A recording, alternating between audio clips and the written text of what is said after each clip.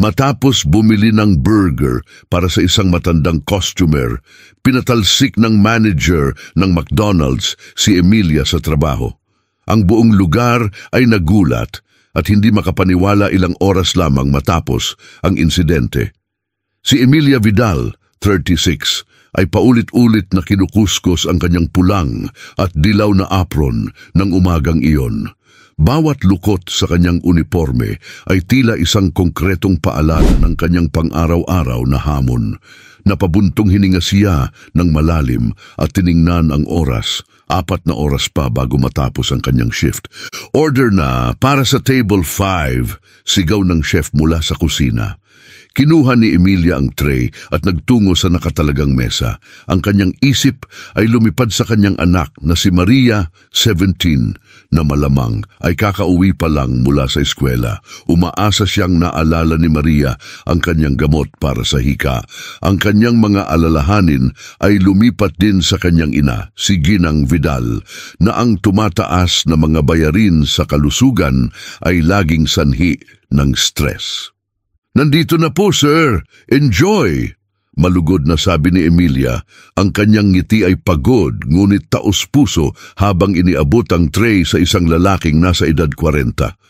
Pagbalik niya sa service counter, napansin niya ang isang matandang lalaki na kapapasok lang. Hawak nito ang tungkod at nagmamasid sa menu, halatang litong-lito. "Magandang hapon po, sir. Paano ko po kayo matutulungan ngayon?" Mahinahong tanong ni Emilia. Tumitig ang matandang lalaki sa kanya, ang mga matay puno ng luha at may bahagyang ngiti sa kanyang muka. "Magandang hapon din, iha. Pwede bang makakuha ng kape at isang maliit na burger? Wala pa akong kinakain simula kaninang umaga." Tumango si Emilia nang may pag-unawa at nagsimulang kunin ang order ng matanda.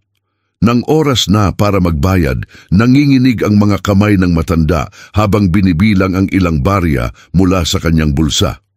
"Patawad po," nang sabi niya, ang boses ay puno ng hiya. "Mukhang kulang ang pera ko. Akala ko sapat na ito. Pasensya na, aalis na lang ako."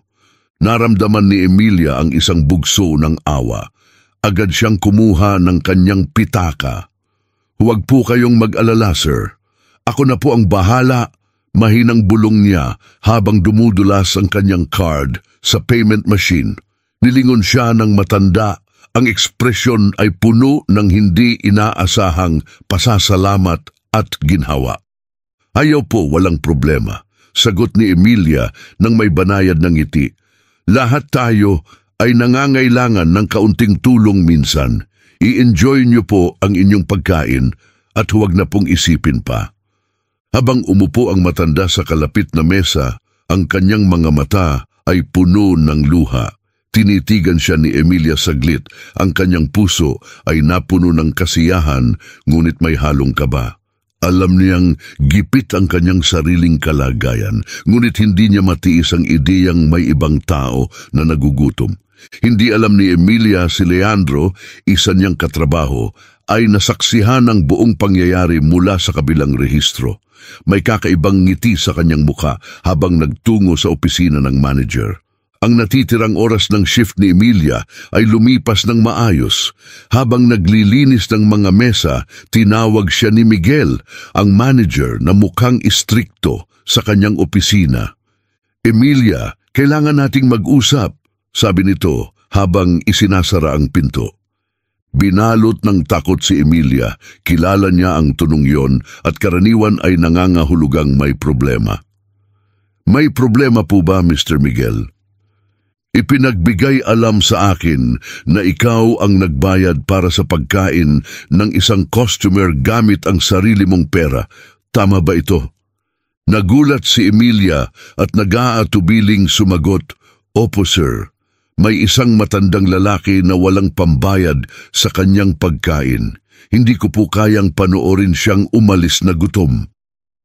Miguel ay malalim na huminga. "Emilia, habang pinahahalagahan ko ang iyong malasakit, nilalabag nito ang mga patakaran ng aming kumpanya.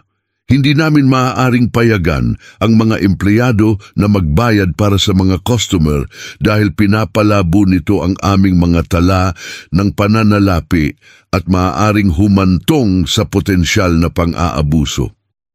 Pakiusap, Ginoong Miguel, minsan lang po ito. Pinapangako ko po na hindi na ito mauulit. Pagsusumamo ni Emilia, may bahid ng desperasyon ang kanyang boses. Ikinalulungkot ko, Emilia, nakapagbigay na kami ng mga babala noon dahil sa pagiging huli mo na nauugnay sa mga isyu sa kalusugan ng iyong ina. Mahigpit na ipinapatupad ng aming kumpanya ang mga patakaran nito. Sa kasamaang palad, wala akong magagawa kundi wakasan ang iyong trabaho. Para itong suntok na dumapo kay Emilia. Pero pakiusap, Ginoong Miguel, kailangan ko talaga ang trabahong ito para sa anak ko, para sa nanay ko, pagsusumamo niya. Ngunit iniaabot na ni Miguel ang isang sobre na naglalaman ng huling sahod niya. Ikinalulungkot ko, Emilia, pakilinisin na lamang ang iyong locker at isauli ang iyong uniforme bago ka umalis. Nanghihina ang mga tuhod ni Emilia habang lumalabas ng opisina. Pinipigilan niyang tumulo ang kanyang mga luha. Ayaw niyang magpakita ng kahinaan doon. Matapos kunin ang kanyang mga gamit at magpalit mula sa uniforme, lumabas siya sa likurang pintuan ng restaurant. Pagkalabas niya, nagsimulang bumuhos ang mga luha na kanina pa niya pinipigil.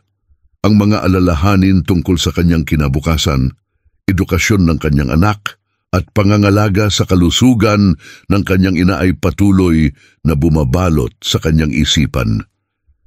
Habang naglalakad papunta sa hintayan ng bus, kinwestiyon ni Emilia ang kanyang desisyon, sulit ba ang naging kapalit ng kanyang ginawang pagtulong? Pansamantalang nadiliman ang kanyang isipan ng pagdududa, ngunit nang maalala ang pasasalamat sa mga mata ng matandang lalaki, napanatag siya.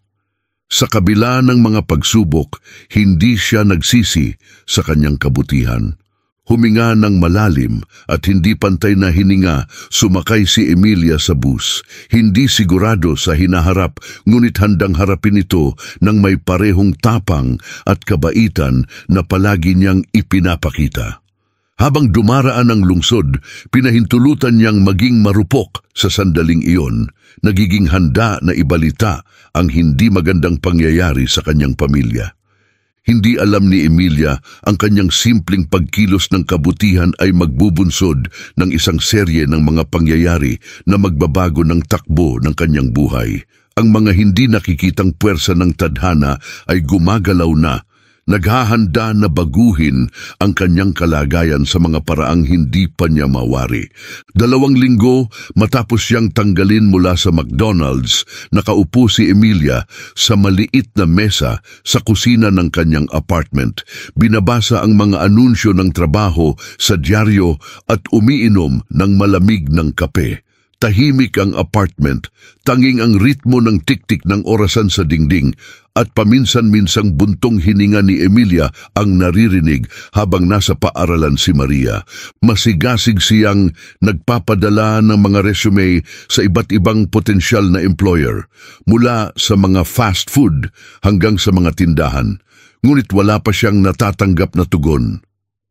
Dumarami ang mga bayarin sa mesa, bawat isa ay nagpapataas ng kanyang pag-aalala tungkol sa kanilang sitwasyon sa pananalapi. Biglang nagring ang telepono, nagpatingkad ng katahimikan at nagpatigil kay Emilia. Nagmamadali siyang sinagot ito, umaasang may balita tungkol sa kanyang mga aplikasyon. "Hello, ito ba si Ginang Emilia Vidal?" Tanong ng isang boses na lalaki sa kabilang linya. "Opo, ako ito. Paano po ako makakatulong?" "Ako, si Roberto Vidal. Ako ang nagmamay-ari ng McDonald's na pinagtrabahuhan mo. May mahalaga akong naistalakayin sa iyo. Maaari ba tayong magkita ngayon?" Nagkaroon ng kaunting nerbiyos at pananabik si Emilia. Ang mismong may-ari ng prangkisa, bakit kaya niya nais makipagkita? "Siyempre, Ginoong Vidal, saan po tayo magkikita?" "Magkita tayo sa corner cafe ng 3:00 ng hapon.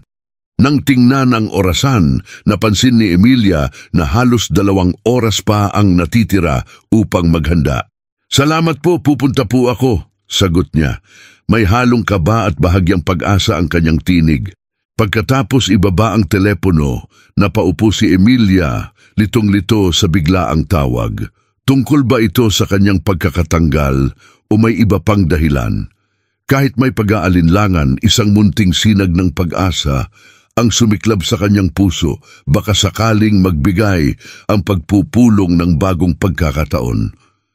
Dumating si Emilia sa corner cafe 5 minuto bago ang itinakdang oras. Pumasok siya sa mainit at kaaya-ayang lugar na amoy kape at may marahang usapan ng mga customer. Sinuri niya ang paligid at napansin ang isang maayos na bihis na lalaki na nasa kalagitnaan ng edad, nag-iisa sa isang mesa sa likuran. Napansin siya nito at kumaway ng may magiliw na ngiti. "Binibining Vidal, ako si Roberto Vidal. Salamat sa pagpunta," bati niya habang tumatayo upang kamayan siya. "Salamat po sa pag-imbita, Ginoong Vidal," sagot ni Emilia. Ramdam ang init ng kanyang ngiti habang nagbalik siya ng pakikipagkamay. Naupo silang dalawa at agad lumapit ang isang waiter upang kunin ang kanilang order. Matapos magkaroon ng inumin, sinimulan ni Roberto ang usapan ng may layunin. "Binibining Vidal, tinawag kita ngayon dahil may mahalagang bagay akong nais ipag-usapan. 2 linggo na ang nakalilipas sa McDonald's, tinulungan mo ang isang matandang customer sa pamamagitan ng pagbabayad ng kanyang pagkain. Naaalala mo ba ang insidenteng iyon?" Tumango si Emilia, na buhay ang alaala ng araw na iyon kasama ang pagkakatanggal niya. "Opo, naalala ko," marahang tugon niya. Nagbigay ng mahinahong ngiti si Roberto. "Ang matandang lalaking iyon ay ang aking ama." Sandaling nagulat si Emilia. "Ang inyong ama, hindi ko po alam." "Alam ko, at iyan mismo ang dahilan kung bakit kapuri-puri ang iyong ginawa. Kumilos ka ng may kabutihan nang walang inaasahan." Patuloy ni Roberto, humihinto sandali upang uminom ng kanyang kape. "Ang aking ama ay mayroong early stage na Alzheimer's. Paminsan-minsan, siya ay lumalabas para maglakad at nagiging medyo nawawala sa sarili. Nang ikwento niya sa akin ang iyong kabutihan, lubos akong naantig." Isang damdamin ng emosyon ang bumalot kay Emilia. "Masaya akong nandun ako upang makatulong, Ginoong Vidal. Nakakalungkot pong marinig ang kalagayan niya." "Salamat," ani Roberto, "ngunit may higit pa. Ang malaman na natanggal ka dahil sa insidenteng iyon ay lubos na ikinadismaya ko. Hindi ito ang uri ng pamumuno na nais ko sa aking negosyo." Bumilis ang tibok ng puso ni Emilia, nararamdaman niya kung saan patungo ang pag-uusap. "Binibining Vidal, nais kitang bigyan ng trabaho. Hindi lamang basta trabaho, nais kitang gawing general manager ng restaurant." Nabigla si Emilia at saglit na natigilan. "General manager? Wala pa akong karanasan sa pamamahala ng ganitong antas. Hindi ako sigurado kung kwalipikado ako." Maingat na itinaas ni Roberto ang kanyang kamay upang kalmahin siya. "Sinuri ko ang iyong employment records at nakausap ang ilang dating tagapamahala mo. Kilala ka bilang masipag, itikal at may malasakit. Ito ang mga katangiang hinahanap ko sa isang pinuno. Maaari mong matutunan ang mga kasanayan sa pamamahala. Ngunit ang mga katangiang mayroon ka ay bihirang matagpuan." Napuno ng luha ang mga mata ni Emilia habang unti-unting bumabao ng alok sa kanya. "Hindi ko po alam ang sasabihin, Ginoong Vidal. Isang napakagandang oportunidad po ito." "Sabihin mo lang na oo," sabi ni Roberto ng may ngiti. "Iniaalok ko sa iyo ang isang mapagkompetensyang sweldo, buong benepisyo at ang pagkakataon na mamuno ng may kabutihang ipinakita mo na. Kaya, ano sa tingin mo?" Emilia ay malalim na huminga, pinipilit na mapanatili ang kanyang damdamin. "Oh, syempre!" Maraming salamat po, Ginoong Vidal. Pangako ko pong gagawin ko kayong maipagmamalaki. Walang duda na magagawa mo iyon at mangyaring tawagin mo na lang akong Roberto. Tugon niya, iniabot ang kanyang kamay upang tapusin ang kasunduan. Maligayang pagdating sa grupo. Habang nagkakapit kamay sila, tila nawala ang isang mabigat na pasanin sa mga balikat ni Emilia. Hindi lamang niya na ibalik ang kanyang posisyon, ngunit mayroon din siyang pagkakataon na magbigay ng makabuluhang epekto sa kanyang mga kasamahan at mga customer. Hindi alam ni Emilia na ito pa lamang ang simula. Ang kanyang bagong tungkulin bilang tagapamahala ay susubukin ang kanyang empatiya at moral na lakas sa mga paraang hindi pa niya mawari. Ngunit sa sandaling iyon, habang lumalabas sa kafe na may maliwanag ng ngiti, ang iniisip lamang niya ay kung paano ipapaalam ang magandang balita kay Maria. Ang tadhana ay biglang nagbago at buong puso niyang tinanggap ang bagong kabanatang ito. Dumating ang unang umaga ng kanyang panunungkulan bilang general manager sa McDonald's, maliwanag at puno ng potensyal. Nagising siya bago pa ang alarm, kumikirot ang tiyan sa paghahalo ng pananabik at kaunting kaba. Habang naghahanda para sa araw, iniisip niya ang kanyang mga layunin. "Naiilang ka ba, Mama?" tanong ni Maria na nakatanaw mula sa pintuan ng kusina. Ngumiti si Emilia habang tinitingnan ang kanyang anak. "Medyo anak, pero mas excited ako." "Magiging magaling ka diyan," panghihikayat ni Maria na puno ng katiyakan ng kabataan. "Ikaw ang pinakamagaling," sagot ni Emilia. Matapos yakapin si Maria at tumawag saglit upang kumustahin ang kanyang ina, umalis si Emilia ng bahay, sabik na harapin ang kanyang bagong tungkulin. Pagdating sa restoran, huminga siya ng malalim bago pumasok. Ang kaaya-ayang amoy ng kape at bagong lutong muffin ang bumungad sa kanya. Gayon din ang mga nakakagulat na tingin ng kanyang mga dating katrabaho. "Magandang umaga sa inyong lahat." Masiglang bati niya, pilit na nagpapakita ng kumpiyansa kahit bahagyang hindi tiyak ang kanyang nararamdaman. Lumapit si Miguel, ang dating tagapamahala na nagtanggal sa kanya na may matigas na tindig. "Emilia, maligayang pagbabalik. Ipinabatid sa amin ni Ginoong Vidal ang tungkol sa iyong promosyon. Narito ako upang tumulong sa anumang paglipat." Tumango si Emilia, tinatanggap ang kanyang alok ng suporta sa kabila ng pag-aalangan. "Salamat, Miguel. Pinahahalagahan ko ito," tugon niya ng may pasasalamat. Habang lumalaganap ang umaga, masigasig na sinimulan ni Emilia ang kanyang mga bagong tungkulin. Sinuri niya ang mga schedule, listahan ng inventaryo at mga dokumentong pampinansyal. Agad niyang napansin na marami pa siyang kailangang matutunan, ngunit ang kanyang malawak na karanasan sa frontline ay nagbigay sa kanya ng kakaiba at napakahalagang pananaw. Sa gitna ng abalang tanghalian, nagsuot si Emilia ng apron upang tumulong sa service line na ikinagulat ng ilang empleyado. "Anong ginagawa mo dito, boss?" tanong ni Leandro. Ang kanyang boses ay halong kuryosidad at pagdududa. Siya ang dating nagtaksil sa kanya. "Tayo'y isang koponan, Leandro," tugon ni Emilia ng may pantay na tono, "at minsan kailangan ng koponan ng dagdag na kamay." Habang nagtatrabaho ng magkatabi, naramdaman ni Emilia ang unti-unting pagkawala ng paunang alanganin. Nagsimulang mapahalagahan ng kanyang mga kasamahan na sa kabila ng kanyang mas mataas na posisyon, nanatili siyang si Emilia na palaging handang magtrabaho ng tapat kasama nila. Pagkatapos ng araw, nagdaos siya ng maikling pagpupulong kasama ang lahat ng tauhan. "Nais kong ipahayag ang aking pasasalamat sa inyong dedikasyon ngayong araw," panimula niya. Nauunawaan ko na ang mga pagbabago tulad nito ay maaaring maging mahirap, ngunit narito ako para sa inyo. Laging bukas ang aking opisina. Magkasama, matitiyak nating hindi lamang ito isang kamanghamanghang lugar para sa ating mga customer, kundi pati na rin isang mahusay na lugar para magtrabaho. Iba-iba ang naging reaksyon. Ngumiti ng malumanay si Lisa, isang palakaibigang cashier, habang si Leandro at ilang iba pa ay tila hindi kumbinsido.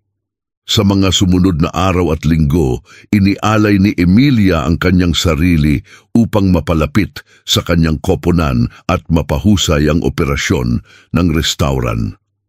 Nagtatag siya ng anonymous suggestion box para sa mga suhestyon ng tauhan. Inayos ang mga schedule para sa mas malaking kaluwagan, lalo na para sa mga nag-aaral, at tiniyak na ang lahat ng tauhan ay may sapat na pahinga. Nagpakita rin siya ng mga hakbang upang mapabuti ang karanasan ng mga customer sa pamamagitan ng pagtatatag ng isang reading nook na may mga aklat na donasyon ng komunidad. Pag-aayos ng mga family night na may mga aktibidad para sa mga bata at aktibong pakikipag-ugnayan sa mga lokal na kaganapan. Gayunpaman, hindi lahat ay maayos. Si Leandro, na may bahid ng sama ng loob dahil sa promosyon ni Emilia, ay nagsimulang maghasik ng pagdududa sa ilang miyembro ng tauhan. Hindi ba't nakapagtataka? Narinig ni Emilia na bulong niya sa break room isang araw. Isang araw, tinanggal siya, kinabukasan siya na ang boss. Tiyak na may iba pang kwento. Habang alam niyang kailangang tugunan ang mga bulong na ito, pinili ni Emilia na mag-focus sa mga positibong pagbabago. Napansin ng komunidad ang mga pag-unlad, tumaas ang kasiyahan ng mga customer, lumago ang benta, at nakatanggap ang restoran ng mga papuri sa lokal na social media. Isang tahimik na hapon, habang nagtatapos si Emilia sa kanyang opisina, lumapit si Lisa nang may pag-aalinlangan. "Ano po iyon, Binibining Vidal?" Nagsimula siya. Sa kanyang pagpasok sa restauran, agad na napansin ni Emilia ang isang tao sa pintuan, si Ginoong Vidal, ang matandang lalaking minsan niyang tinulungan.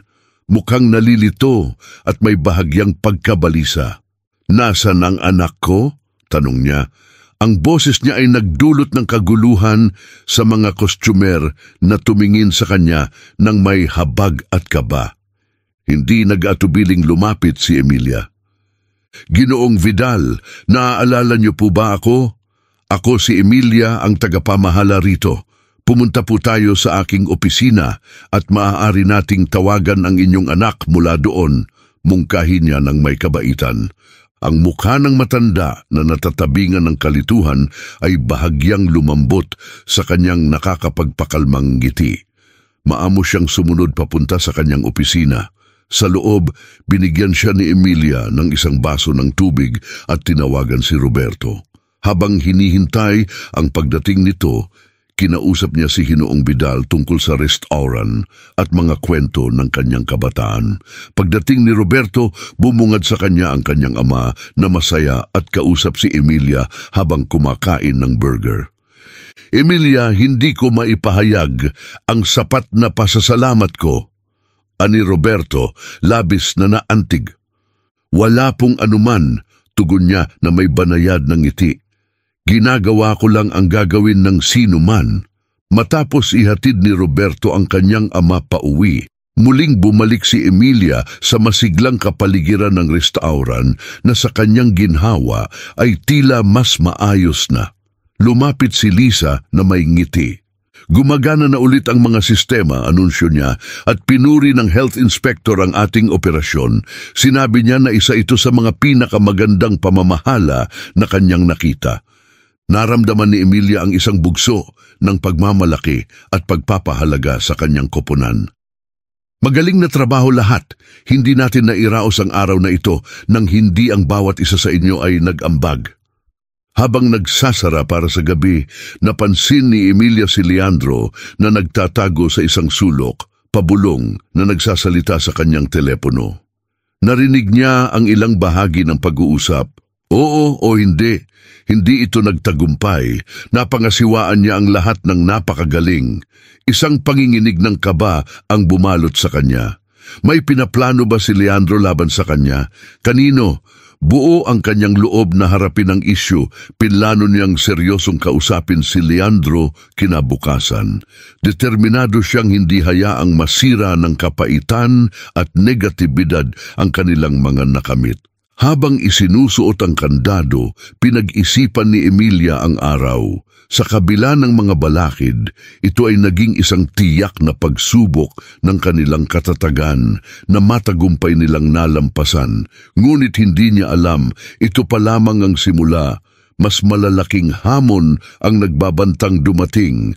Handang ipagsapalaran ang kanyang karera at lahat ng kanyang pinanindigan. Sa huling sulyap sa kanyang restaurant, umuwi si Emilia, walang kamalay-malay sa mga darating na pagsubok na naghihintay sa kanya.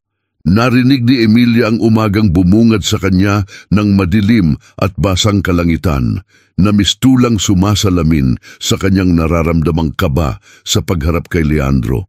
Dumating siya sa restaurant ng mas maaga sa itinakdang oras, na may layuning maglinaw ng mga bagay bago magsimula ang araw ng negosyo. Leandro, maaari ba tayong mag-usap sa opisina ko? Iminungkahi niya nang pumasok si Leandro. Nabigla at halatang pagod, pumayag si Leandro at sumunod sa kanya.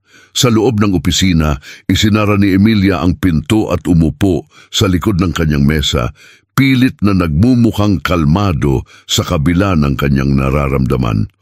Leandro, mukhang hindi ka masaya mula nang naging manager ako, panimula niya. Pinahahalagahan ko talaga ang iyong mga opinyon at dedikasyon dito. Ngunit kailangan kong malaman kung may partikular na isyong dapat nating harapin. Nagayos si Leandro sa kanyang upuan, halatang hindi komportable. Emilia, hindi ko alam kung ano ang ibig mong sabihin. Ayos lang ako. Habang nakatingin ng diretso, nagpatuloy si Emilia. Narinig kita kagabi sa telepono, Leandro. Malinaw na may bumabagabag sa iyo. Pahahalagahan ko ang iyong katapatan. Nagulat si Leandro saglit, ngunit agad na bumalik sa kanyang pag-aayos. Wala talaga iyon. Personal lang na usapan ko sa kaibigan. Biglang natigil ang kanilang pag-uusap nang may kumatok sa pinto. Lumitaw si Lisa, mukhang balisa. Emilia, may isang lalaki dito na gustong makipag-usap sa iyo ng madalian, anunsyo niya. Sige, pag-uusapan natin ito mamaya, Leandro, sabi ni Emilia habang tumatayo. Paglabas ng opisina, hinarap siya ng isang estranghero na nakasuot ng suit. Miss Vidal, ako si Detective Martinez. Kailangan nating pag-usapan ang ilang natuklasang pagkakaiba sa pinansyal dito. Aniya, isang alon ng kaba ang bumalot kay Emilia. Mga pagkakaibang pinansyal, umiling si Detective Martinez na may seryosong ekspresyon. Ikinakalungkot kong sabihin na medyo seryoso ito. Nakakita kami ng mga palatandaan ng maling paggamit ng pondo at pag-iwas sa buwis sa mga nagdaang buwan. Kailangan namin ng iyong buong pakikipagtulungan sa aming investigasyon. Habang parang umiikot ang kanyang mundo, umasa si Emilia sa krisis na nagaganap. Suriin niya ang mga pinansyal na tala nang magsimula siya bilang manager, ngunit wala siyang nakitang anumang problema hanggang ngayon. Oo, Detective, buong-buo ang aking pakikipagtulungan, tugon ni Emilia. Matatag ang boses sa kabila ng kaguluhan sa loob. Pumunta tayo sa aking opisina para talakayin ito ng mas maigi. Habang bumabalik sa kanyang opisina, nahuli ni Emilia ang tingin ni Leandro.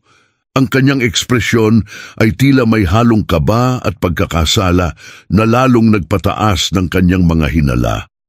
Sa loob ng ilang oras, si Emilia at si Detective Martinez ay nagsiyasat sa mga dokumentong pinansyal ng restaurant. Sinuri nila ang bawat transaksyon, resibo at ulat. Habang patuloy silang naghahanap, nagsimulang mapansin ni Emilia ang maliliit na hindi pagkakatugma na dati niyang hindi nakita. Bagamat malabo, hindi ito maitatanggi. Hindi ko ito Hindi ako makapaniwala, bulong ni Emilia. Dahan-dahang pumapasok ang pakiramdam ng pagkabigla at pagtataksil. Detektiv, sinisiguro ko sa iyo, wala akong kaalaman sa mga isyong ito. Tinitigan siya ni Detective Martinez na may neutral na ekspresyon. Miss Vidal, nagsimula ang mga hindi pagkakatugma bago ka pa maging manager. Gayunpaman, ang iyong posisyon ngayon ay nangangailangan na sagutin mo ang mga ito. Nauunawaan ang bigat ng sitwasyon, tumango si Emilia.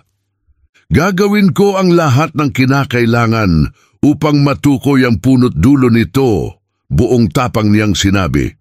Nang umalis ang detektiv, nangakong may mga susunod pang pagtatanong na natili si Emilia sa kanyang opisina, mabilis ang pagtakbo ng kanyang isip.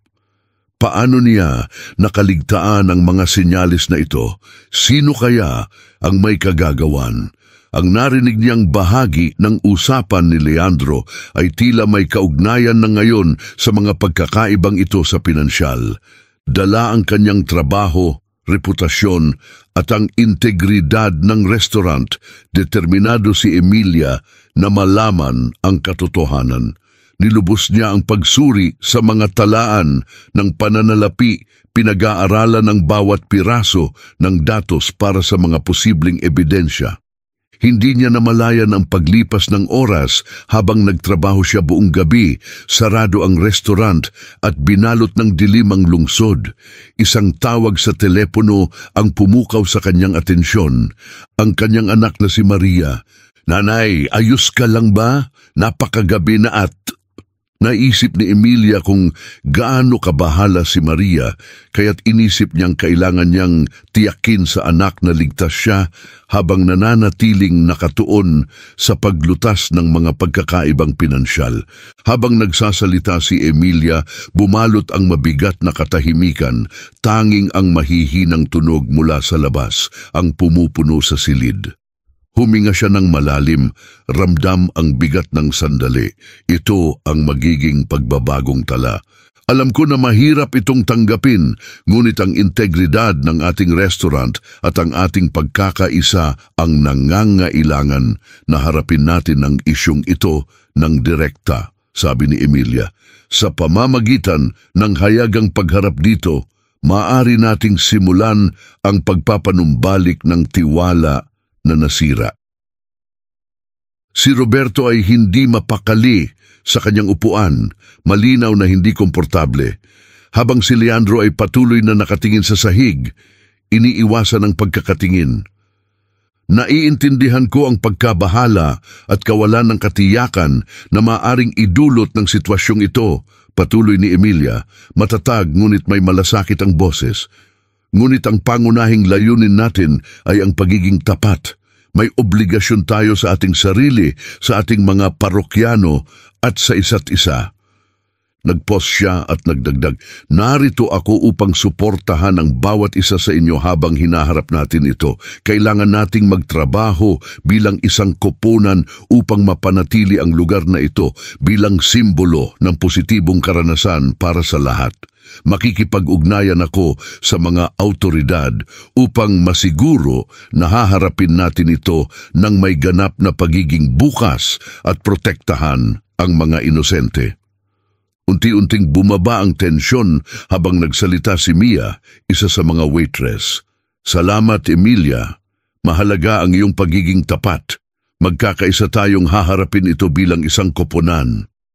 Habang nagsimulang bumalot, ang mga sumasang-ayon na bulong sa silid, nagkaroon ng pakiramdam ng pagkakaisa. Bahagyang nabawasan ang bigat na dinadala ni Emilia sa kanyang balikat.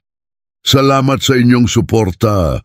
Sama-sama tayong matatag at narito ako upang tulungan ang sinumang nakakaramdam ng kaba o walang katiyakan tungkol sa hinaharap.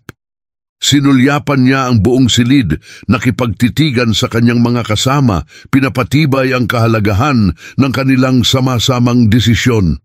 Alam niyang magiging mahirap ang daraanan, ngunit sa kanilang pagkakaisa, malalampasan nila ang mga pagsubok. Tumayo si Roberto, maputla ang mukha. Emilia, sigurado ka ba dito? Ang mga maaaring maging resulta ay... Naiintindihan ko ang mga posibleng kahihinatnan, Roberto, mahina niyang pinutol. Ngunit naniniwala akong ito lamang ang tamang daan na hindi lamang magliligtas sa ating negosyo, kundi pati na rin ang ating moral na prinsipyo. Humarap sa lahat, sinabi niya, alam ko na nakagugulat ang revelasyong ito at may katwiran ang mga alalahanin tungkol sa seguridad ng trabaho. Gayunpaman, ako ay magbibigay ng buong lakas upang protektahan ang mga walang kinalaman sa mga hindi pagkakatugma na ito. Muling bumalot ang malalim na katahimikan. Si Lisa ang sumunod na nagsalita, tumayo upang suportahan ang paninindigan ni Emilia. Tama si Emilia, sabi niya, hindi natin maaaring itago ito. Kung inaasahan nating mabawi ang tiwala ng komunidad, kailangan nating maging tapat. Unti-unting tumango ang ibang mga empleyado, ang kanilang mga mukha ay naglalarawan ng pinaghalong determinasyon at pagkabalisa. Si Leandro, gayunpaman, ay nanatiling tahimik, nakatingin pa rin sa sahig. Sige, sabi ni Emilia, may halong ginhawa at determinasyon na bumalot sa kanya. Narito ang ating plano. Ginugol niya ang mga susunod na oras kasama si Roberto at ang koponan, pinag-uusapan ng isang pampublikong pahayag at nagbalangkas ng detalyadong plano ng aksyon. Nakipag-ugnayan sila kay Detective Martinez.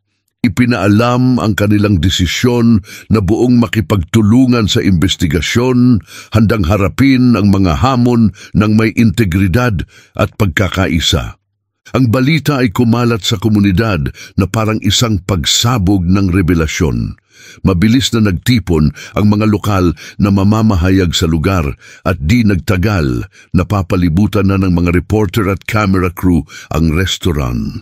Sa tulong ni Roberto, nagsagawa si Emilia ng isang press conference sa harap ng establishmento. Malinaw at buong tapang niyang inilahad ang mga pagkakamali ng nakaraan at inilarawan ng plano para sa pagbabago. Kinilala namin na nabigo namin ang tiwala ng aming komunidad, sinabi ni Emilia, nakatutok ang kanyang tingin sa mga lente ng kamera. Ngunit kami ay nakatuon sa pagtutuwid ng aming mga pagkakamali. Simula ngayon, nangangako kami ng ganap na pagiging bukas sa aming operasyon. Inaanyayahan namin ang aming mga parokyano at miyembro ng komunidad na samahan kami sa paglalakbay ng pagbabago. Ang naging tugon ay hati-hati. May mga pumuri kay Emilia sa kanyang pagiging bukas at tapang, habang ang iba naman ay nagpahayag ng galit at nagmungkahi ng pag-boycott sa restaurant. Ang mga sumunod na araw ay punong-puno ng matinding aktibidad. Masigasig na nakipagtulungan si Emilia sa mga awtoridad sa batas, nagpakilala ng mga bagong sistema para sa pagbabantay sa pananalapi at nakipag-usap sa mga nababahalang staff at nag-aalalang parokyano. Isang hapon, habang nire-review ni Emilia ang mga dokumento sa kanyang opisina, pumasok si Leandro nang hindi kumakatok. Emilia, kailangan nating mag-usap, aniya habang isinasara ang pinto.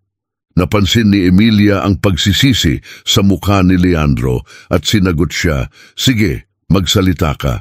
Emilia, alam ko ang tungkol sa mga pagkakaiba sa pinansyal. Pag-amin ni Leandro sa mahinang boses. Isinama ako ng dating tagapangasiwa ng pananalapi sa pagtatago ng ilang transaksyon na takot akong mawalan ng trabaho kung tumutol ako.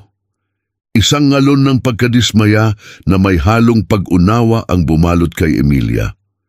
Salamat sa iyong pagiging tapat, Leandro. Mahalaga iyon. Kailangan mong ipaliwanag ito sa mga awtoridad. Pero susuportahan kita ng lubos kung makikipagtulungan ka. Si Leandro, halatang emosyonal, ay tumango. Oo, gagawin ko. At Emilia, humihingi ako ng tawad sa dati kong pag-uugali. Natakot at nainis ako, pero ngayon ko na-realize na ikaw ang kailangan ng lugar na ito. Paglabas ni Leandro ng opisina, kinilala ni Emilia ang mahabang landas ng paggaling at muling pagtatayo na nasa kanilang harapan. Ngunit sa unang pagkakataon sa loob ng ilang linggo, nakaramdam siya ng pag-asa. Hindi alam ni Emilia ang kanyang pangako sa pagiging bukas ay magkakaroon ng malawak na impluensya. Ang kanyang pamamaraan ay magiging gabay ng etikal na pamumuno na makakaapekto hindi lamang sa kanyang sariling establishmento. Sa mga sumunod na linggo, unti-unting humupa ang kasikatan ng media sa isyu ng restaurant ni Emilia, ngunit nanatili ang mga epekto nito. Noong una, biglang bumaba ang benta at may ilang miyembro ng staff na nag-resign dahil sa takot na makaladkad sa negatibong asosasyon. Gayunpaman, nanatiling matatag si Emilia sa kanyang pangako sa pagiging bukas at etika. Ipinakilala niya ang isang disenyo ng bukas na kusina upang makita ng mga parokyano ang paghahanda ng kanilang mga pagkain at naglunsad ng lingguhang community forums kung saan maaaring ipahayag ng mga lokal ang kanilang mga alalahanin at mungkahi. Sa isang partikular na tahimik na shift habang nililinis ni Emilia ang mga mesa, isang matandang babae ang lumapit sa kanya. "Ikaw ba si Emilia ang manager?" tanong ng babae. Tumango si Emilia handang-handa para sa anumang posibleng reklamo o hinaing. Ngunit sa halip, ang ngiti ng babae ay nagbigay sa kanya ng sorpresa. "Gusto ko lang ipahayag ang paghanga ko sa iyong ginawa dito. Bihira ang nakakakita ng isang taong pinipili ang tamang gawin kahit pa ito ay may malaking kapalit." Nakaramdam si Emilia ng labis na pasasalamat at taus-pusong pinasalamatan ang babae. Ito ang unang positibong puna na narinig niya mula sa isang customer sa mahabang panahon. Unti-unting nagsimulang magbago ang pananaw ng komunidad. Ang pagiging tapat ni Emilia at ang mga patuloy na pagsasaayos ay napansin na. Dahan-dahang bumalik ang benta at ang mga bagong customer na naaakit ng kwento ng integridad ng restaurant ay nagsimulang bumisita.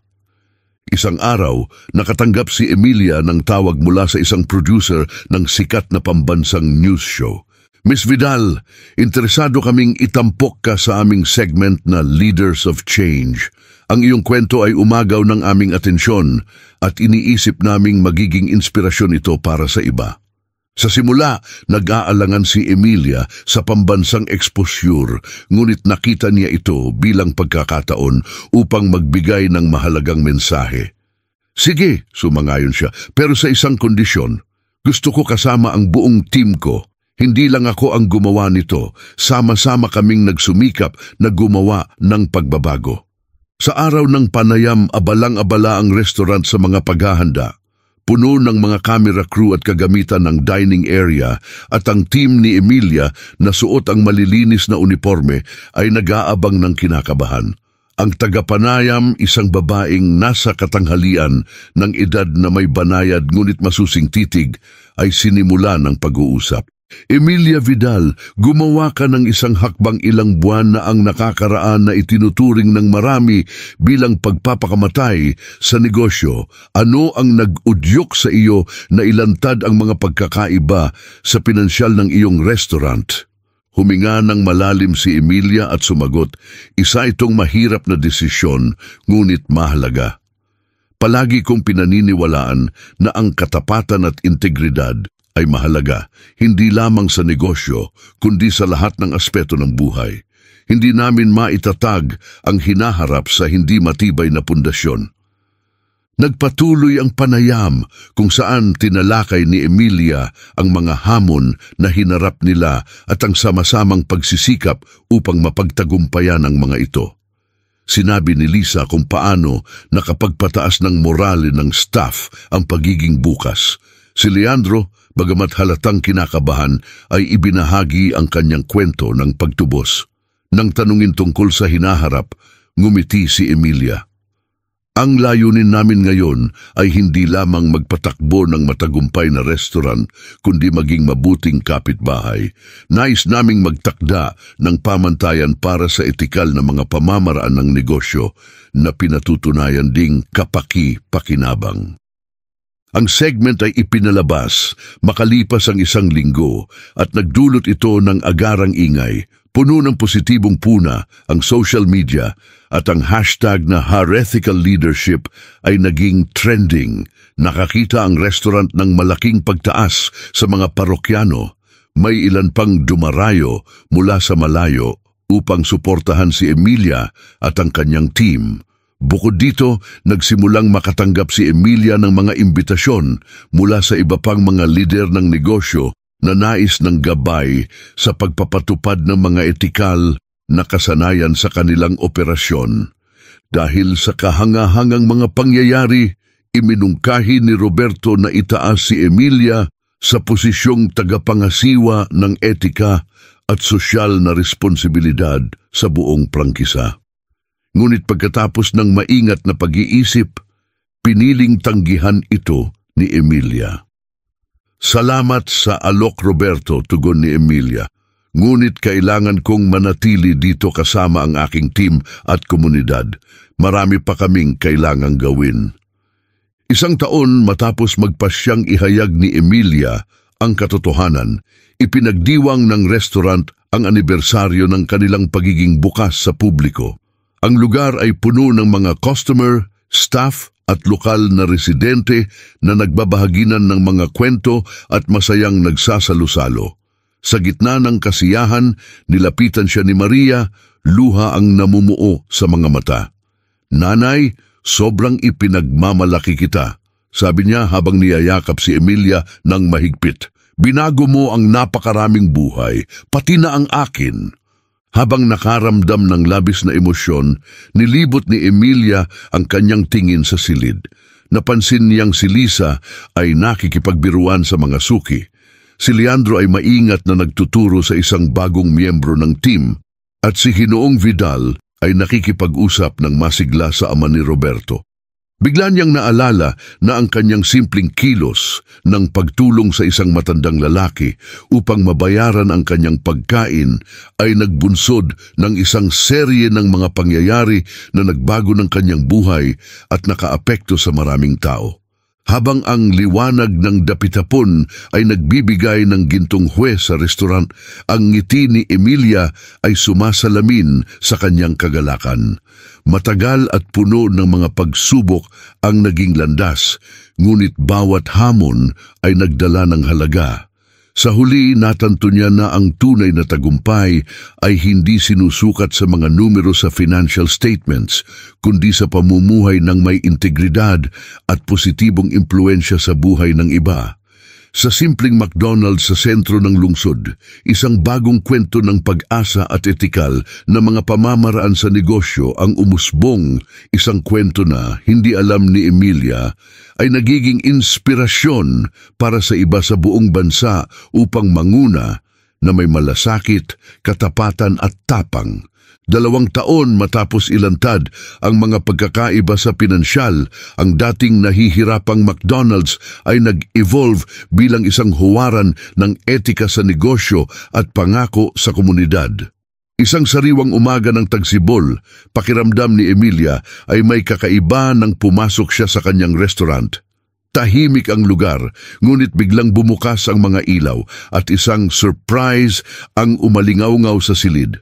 Ang mga staff, kasama sina Roberto, Maria, Ginong Vidal at ilang regular na suki ay nagtipon sa gitna ng mga lobo at banner.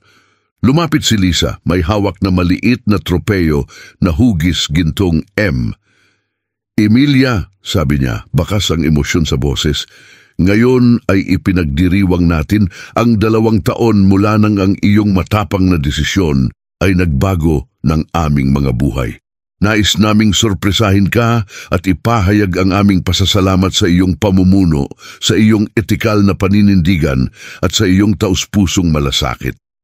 Puno ng luha ang mga mata ni Emilia habang tinatanggap niya ang tropeyo na may nakasulat na para kay Emilia Vidal para sa pagpapakita na ang integridad ang pangunahing sangkap. Matapos niyang magpasalamat, bumukas ang pintuan ng restaurant at pumasok ang isang maayos, ang bihis na lalaki kasama ang isang film crew. Ito ang CEO ng McDonald's Nationwide. Miss Vidal, bati nito habang iniabot ang kamay. Nandito ako ng personal upang ipaabot ang aking pagbati. Ang iyong mga aksyon ay nagsilbing inspirasyon sa isang alon ng pagbabago sa buong aming organisasyon. Nais naming malaman mo na ang iyong halimbawa ay nagbunsod sa amin na magpatupad ng mga bagong patakaran tungkol sa etika at pagiging bukas sa lahat ng aming mga lokasyon sa buong bansa. Bumilis ang tibok ng puso ni Emilia. Hindi niya kailanman inasahang magiging malawak ang epekto ng kanyang desisyon. Dagdag pa ng CEO, bukod dito, nais ka naming alukin ng pamumuno sa bago naming itinatag na Department of Ethics and Corporate Social Responsibility. Ang iyong integridad at karanasan ay napakahalaga habang naghahangad kami ng isang mas etikal na hinaharap. Habang nararamdaman ang pag-apaw ng damdamin, nilibot ni Emilia ang silid na puno ng mga mukha ng pag-asa, ang kanyang team, ang kanyang pamilya, ang kanyang mga parokyano. Huminga siya ng malalim at nagsabi, "Lubos akong pinararangalan ng alok na ito at naisip para sa isang mahalagang posisyon. Gayunpaman, ang aking debosyon ay naririto pa rin sa aming komunidad at sa team na ito. Nagsama-sama kaming lumikha ng isang bagay na kamangha-mangha at naniniwala akong marami pa tayong magagawa rito." Tumango ang CEO na tila handa na sa kanyang pagtanggi. "Naiintindihan ko, Emilia. Kaya naman may isa pa akong mungkahi. Paano kung pangunahan mo ang isang pilot program dito mismo? Maaari mong ipatupad ang iyong mga pamantayan sa etika sa lokal at kung magtagumpay, ilulunsad natin ito sa buong bansa. Ang pamamaraan na ito ay magpapahintulot sa iyo na manatili sa iyong komunidad habang nakapag-aambag ng mas malawakang epekto." Nagniningning ang mga mata ni Emilia sa posibilidad. Mukhang perpekto iyan, sagot niya ng may pananabik. Ang kanyang pagtanggap ay sinalubong ng palakpakan at masigabong pagbati. Agad na niyakap siya ni Maria habang pinagmamasdan ni Ginoong Vidal na puno ng pagmamalaki. Sa mga sumunod na buwan, ang restaurant ni Emilia ay naging test bed para sa mga etikal na pamamaraan. Nagsagawa sila ng mga integrity workshop para sa mga empleyado, nakipagtulungan sa mga lokal na supplier upang mapabuti ang sustainability, at nagsimula ng isang scholarship fund para sa staff at kanilang mga pamilya. Kapansin-pansin ang mga resulta, hindi lamang bumuti ang financials, kundi naging pangunahing bahagi rin ng komunidad ang restaurant. Ang mga kalapit na negosyo ay humihingi ng payo sa pagpapatupad ng katulad na etikal na mga pamantayan. Isang araw, habang pinangangasiwaan ni Emilia ang bagong inisyatiba sa recycling, napansin niya ang isang matandang lalaki na nagmamasid mula sa isang mesa. Nang lapitan niya ito, nakilala niya si Ginoong Vidal, ang ama ni Roberto. "Napakagandang makita ka," masiglang bati niya. Ngumiti si Ginoong Vidal, may halong pagkilala at respeto ang kanyang ekspresyon. "Emilia, noong araw na tinulungan mo ako, inakala kong simpleng kabutihang loob lamang iyon. Ngayon, natanto ko na nagbunsod ito ng isang mas dakilang bagay." Naantig si Emilia at tumugon, "Salamat, Ginoong Vidal. Ang inyong pamilya ang nagbigay sa akin ng pagkakataong nagbago ng aking buhay." "Hindi, Emilia," sagot niya habang hinahawakan ng kamay ni Emilia. "Ikaw ang nagbago sa amin at sa napakarami pang iba." Habang ang araw ay unti-unting lumulubog, nagbigay ito ng mainit at ginintuang liwanag sa buong restaurant at tiningnan ni Emilia ang paligid. Matyagang ginagabayan ni Leandro ang isang bagong miyembro ng team. Si Lisa naman ay nakikipag-usap sa isang grupo ng mga kliyenteng interesado sa bagong implementasyon ng inisyatibong pag-recycle. At si Maria, na ngayon ay nagtatrabaho ng part-time, ay masiglang nakikipagkwentuhan kina Ginong Vidal at ilang mga regular na bisita. Sa sandaling iyon, napagtanto ni Emilia na malayo pa ang kanyang paglalakbay. Bawat araw ay nagdadala ng mga bagong hamon at pagkakataon upang gumawa ng tamang mga pagpili, magbigay inspirasyon at magdulot ng pagbabago. Sa isang matatag na ngiti, nagtungo si Emilia sa kusina. Marami pang buhay ang maaapektuhan, isang pamana ng integridad ang kailangang alagaan at marami pang gawain ang naghihintay. Sabik siya para sa mga susunod na araw. Alam niyang sa munting McDonald's na ito sa puso ng lungsod, isang bagong kabanata ang bumubukas, isang kwentong puno ng etikal na mga halaga, malasakit at ang makabuluhang pagsisikap na gawin ang tama kahit ano pa ang kapalit. Si Emilia na dating nangangamba na mawala ang lahat, ngayon ay napagtanto niyang nakamit niya ang isang mas mahalagang bagay, ang pagkakataong baguhin ang mundo, isang burger sa bawat pagkakataon. Sana'y nagustuhan ninyo ang kwento natin ngayong araw. Kung oo, huwag kalimutang mag-subscribe sa aming channel upang hindi ninyo mapalampas ang iba pang mga kwento na katulad nito. I-click ang like button at ibahagi ang inyong mga saloobin sa comments sa ibaba. Kita-kita tayo sa susunod na video.